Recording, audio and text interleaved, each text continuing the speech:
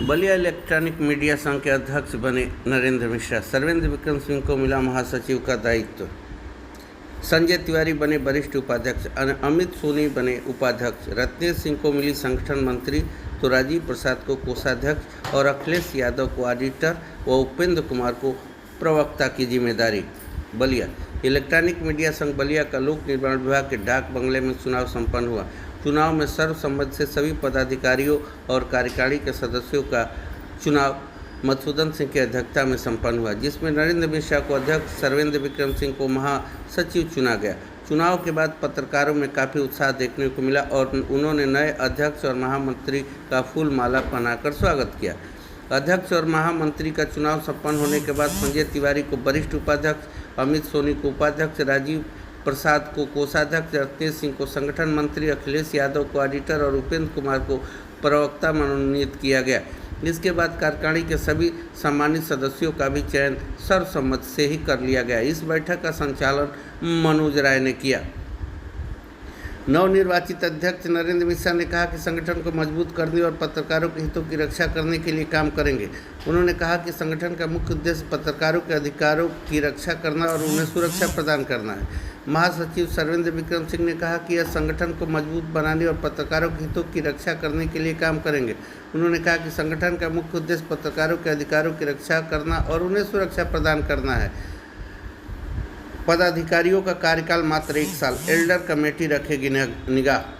इस बैठक में पदाधिकारियों के कार्यकाल को 1 वर्ष रखने का प्रस्ताव पारित किया गया। साथ ही यह भी निर्णय किया गया कि इस संगठन को जल्द से जल्द पंजीकृत करा लिया जाएगा। साथ ही यह भी निर्णय किया गया कि एक 3 सदस्यीय वाली एल्डर कमेटी का गठन किया जाएगा जो पदाधिकारियों के कृत्यों पर नजर रखेगी।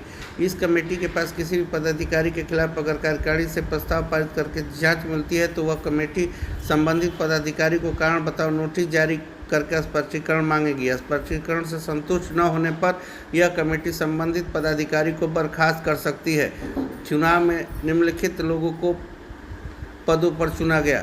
अध्यक्ष नरेंद्र मिश्रा, वरिष्ठ उपाध्यक्ष संजय तिवारी, उपाध्यक्ष अमित सोनी, महासचिव सर्वेंद्र विक्रम सिंह, प्रवक्ता उपेंद्र गुप्ता, संगठन मंत्री रत्नेश सिंह, कोषाध्यक्ष राजीव प्रसाद, ऑडिटर अखिलेश यादव। कमेटी के सम्मानित सदस्यों में मनोज राय, विनय जी, आसिफ जैदी, पुष्पेंद्र तिवारी उर्फ सिंधु तिवारी, राणा प्रताप सिंह, रजनीश श्रीवास्तव, कंचन सिंह, कृष्णकांत पांडे, आदित्य वर्मा, शशि कुमार, राजू गुप्ता, नंद किशोर नवल, आरिफ अंसारी, सागर गुप्ता और इमरान खान शामिल हैं।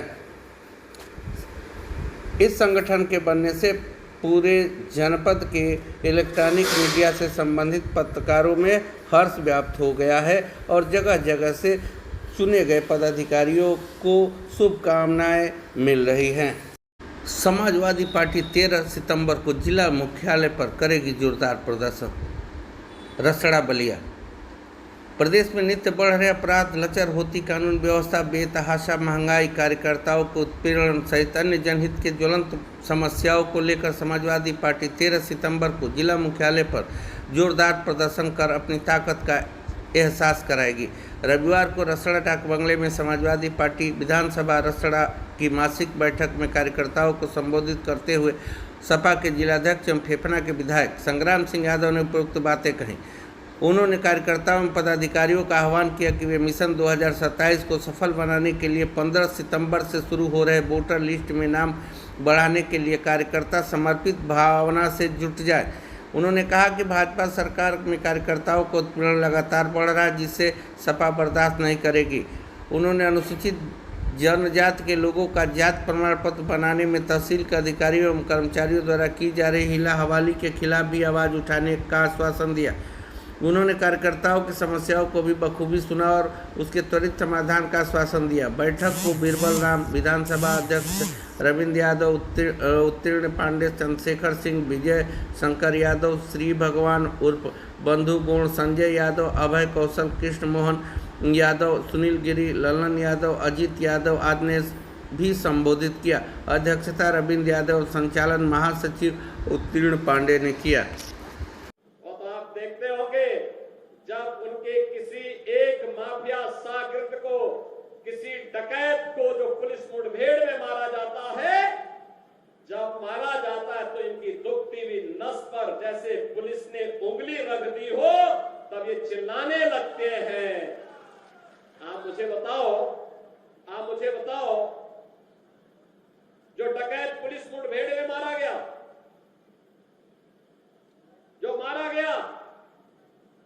अगर वह डकैत जैसे हथियारों का प्रदर्शन करते हुए डकैती डाल रहा है, वहां ग्राहक भी बैठे हैं, ग्राहकों को खड़ा करके एक तरफ करके अगर गोली मार देता तो क्या उनकी जान को ये समाजवादी पार्टी वापस कर पाती क्या? और वो किसी भी जाति के हो सकते थे।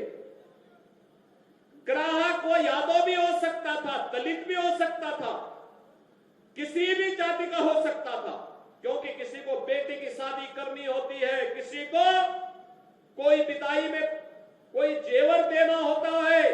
जेवर की परंपरा हमारे इतिहास का एक महत्वपूर्ण कार्यक्रम हिस्सा है, मांगलिक और एक शुभ कर्म का हिस्सा माना जाता है। और अगर जेवर खरीदने के लिए किसी शराब और किसी सुनार के घर में व्यवसायिक प्रतिष्ठान में कोई ग्राहक गया है और उस ग्राहक के साथ लूट हो, उस व्यापारी के साथ सरेआम लूट हो, डकैती डाल करके करोड़ों रुपए की डकैती डाल दी जाए, अगर डकैत हत्या करके भाग गया और पुलिस के पास सुराग नहीं मिलती तो यही लोग बोलते देखिए साहब अराजकता है। और अगर पुलिस ने पकड़ लिया, कार्रवाई कर दी और फिर मुठभेड़ में, आपसी मुठभेड़ में डकैत मारा जा रहा है तो समाजवादी पार्टी को बुरा लग रहा है, कह रहे साहब ये नहीं होना चाहिए था। सरकार चलाने के लिए दिल, दिमाग और जज्बा चाहिए, मुख्यमंत्री योगी आदित्यनाथ ने रविवार को अंबेडकर नगर के कटेहरी विधानसभा क्षेत्र में 1231 करोड़ रुपए की 6778 विकास परियोजनाओं का किया लोकार्पण व शिलान्यास। अयोध्या में राम मंदिर का बनना देश की बहुसंख्यक आस्था की आवश्यकताओं की पूर्ति। मुख्यमंत्री योगी आदित्यनाथ ने अंबेडकर नगर की एक जनसभा में कहा कि सरकार चलाने के लिए दिल, दिमाग और जज्बा चाहिए होता है। सत्ता विरासत में मिल सकती है लेकिन बुद्धि विरासत में नहीं मिलती है। जो लोग सत्ता को अपनी बपौती मानते थे उन्हें भी पता चल गया कि अब वो उत्तर प्रदेश में वापस नहीं आ पाएंगे, इसलिए षड्यंत्र रच रहे। सीएम योगी ने प्रदेश के युवाओं का आह्वान करते हुए कहा कि सरकारी नौकरियों की तैयारी शुरू कर दीजिए। डबल इंजन सरकार 2 लाख युवाओं को सरकारी नौकरी देने जा रही है। सीएम योगी आदित्यनाथ ने रविवार को कटेहरी विधानसभा क्षेत्र में 1231 करोड़ रुपए की 6778 विकास परियोजनाओं का लोकार्पण एवं शिलान्यास किया। साथ ही युवक मंगल दल एवं महिला मंगल दल के सदस्यों को स्पोर्ट्स किट वितरित किया। इस दौरान सीएम योगी ने कहा कि 7.5 वर्ष में 6.5 लाख युवाओं को सरकारी नौकरी दी गई है। अभी 60,200 से अधिक युवाओं को पुलिस में भर्ती कर रहे हैं, इसमें 15,000 बेटियां हैं। ये भर्ती जैसे ही संपन्न होगी वैसे ही पुलिस की 40,000 और भर्ती निकालने जा रहे हैं। साथ ही बहुत जल्द अधीनस्थ सेवा चयन आयोग के माध्यम से 40,000 युवाओं को नियुक्ति पत्र देने जा रहे हैं। सीएम योगी ने कहा कि उत्तर प्रदेश का शिक्षा आयोग गठित हो चुका है। बेसिक, माध्यमिक, उच्च तकनीकी, व्यावसायिक शिक्षा में तेजी के साथ भर्ती प्रक्रिया को आगे बढ़ाने जा रहे हैं। सीएम योगी ने कहा कि सपा सरकार में गुंडों की पूरी फौज थी। सपा के लोग उन्हें अपना शागिर्द मानते थे। जितना बड़ा गुंडा होता है सपा में उतना बड़ा ओहदा मिलता है। सपा के लोगों को इसी में गौरव की अनुभूति होती है। सपा की सरकार में पुलिस भागती थी और गुंडे माफिया दौड़ाते थे। आज उल्टा हो गया, माफिया भाग रहे हैं, पुलिस दौड़ा रही है। सुल्तानपुर एनकाउंटर पर इशारों में उन्होंने कहा कि आज प्रदेश में जब कोई डकैत मारा जाता है तो सपा के लोग तिलमिला जाते हैं। लगता है जैसे उनकी दुखती नस पर हाथ रख दिया गया है। पुलिस मुठभेड़ में डकैत के मारे जाने का सपा को बुरा लग रहा है। सीएम योगी ने कहा कि एक बेटी सबकी बेटी है, उसके सम्मान और रक्षा का दायित्व पूरे समाज का होता है। उन्होंने कहा कि अयोध्या में निषाद बेटी के साथ सपा के नेता ने क्या किया, किसी से छुपा नहीं है। निषाद बेटी की इज्जत के साथ खिलवाड़ करने वाले आरोपी का सपा के लोग बचाव कर रहे हैं। कन्नौज में नाबालिग बेटी के साथ अन्याय करने वाला भी सपा का नेता है, उसको भी ये लोग बचाने की कोशिश कर रहे हैं। सीएम योगी ने कहा कि सपा सरकार में दबंगई के बल पर गुंडे, माफिया, गरीब और व्यापारी की ज़मीन पर कब्जा करते थे, लेकिन हमारी सरकार माफिया और गुंडों से ज़मीन जब्त कर गरीबों में बांटने का कार्य कर रही थी। जात के नाम पर लड़वाएंगे सपा व कांग्रेस के लोग। सीएम योगी ने कहा कि बेटी और व्यापारी सुरक्षा पर खतरा पैदा करने वाले लोग गायब हो गए हैं। जो माफिया बचे हैं वो अंतिम यात्रा की तैयारी कर रहे हैं।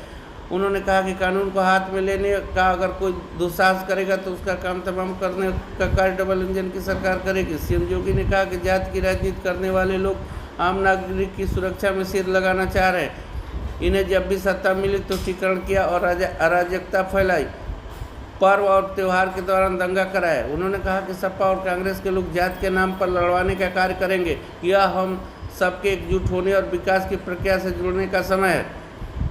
सीएम योगी ने कहा कि 2017 के पहले उत्तर प्रदेश के हर जिले में समाजवादी पार्टी और कांग्रेस द्वारा पोषित माफियाओं की समानांतर सरकारें चलती थी। हिंदू जागरण मंच के अध्यक्ष की टांडा में हत्या होती है और कोई सुनवाई नहीं होती है। 2017 के बाद उत्तर प्रदेश माफिया मुक्त बन गया। उन्होंने कहा कि विकास और लोक कल्याण से सपा कांग्रेस का कोई लेना देना नहीं है। सीएम योगी ने कहा कि प्रधानमंत्री नरेंद्र मोदी ने विकसित भारत का मानचित्र हम सबके सामने रखा है। इसके लिए उन्होंने 25 वर्ष की व्यापक कार्य योजना भी रखी है। इसके अंतर्गत डबल इंजन की सरकार हर हाथ को काम और हर खेत को पानी के संकल्प के साथ कार्य कर रही है। सीएम योगी ने कहा कि अयोध्या में राम मंदिर का बनना देश की बहुसंख्यक आस्था की आवश्यकता की पूर्ति थी। उन्होंने कहा कि महज 15 करोड़ लोगों को उत्तर प्रदेश में राशन की सुविधा का लाभ मिल रहा है। 56 लाख गरीबों को मकान मिला है। 10 करोड़ लोगों को आयुष्मान भारत योजना के अंतर्गत मुफ्त इलाज की सुविधा दी जा रही है। प्रदेश के 2 करोड़ युवाओं को टैबलेट और स्मार्टफोन दे रहे हैं। हम जाति मत मजहब और चेहरा देखकर योजना नहीं बनाते हैं। सीएम योगी ने कहा कि प्रदेश के युवा अपना उद्योग लगाएं। हमारी सरकार पहले चरण में 5 लाख तो दूसरे चरण में 10 लाख रुपए का ब्याज मुक्त लोन दे रही है। उन्होंने कहा कि सपा के लोगों को जब कभी अवसर मिलता है तो वो आपस में उलझ पड़ते हैं, क्योंकि इन्हें पता है कि आम जनता को अगर छुआ तो पुलिस की लाठी उन्हें ठीक कर देगी। सीएम योगी ने बड़ी घोषणा करते हुए कहा कि डबल इंजन की सरकार अम्बेडकर नगर में महाराजा सुहेलदेव के किले का पुनरुद्धार करने जा रही है। इसके लिए हमारी सरकार ASI से बात करने जा रही है। महाराजा सुहेलदेव के किले में उनका भव्य स्मारक भी बनाएंगे।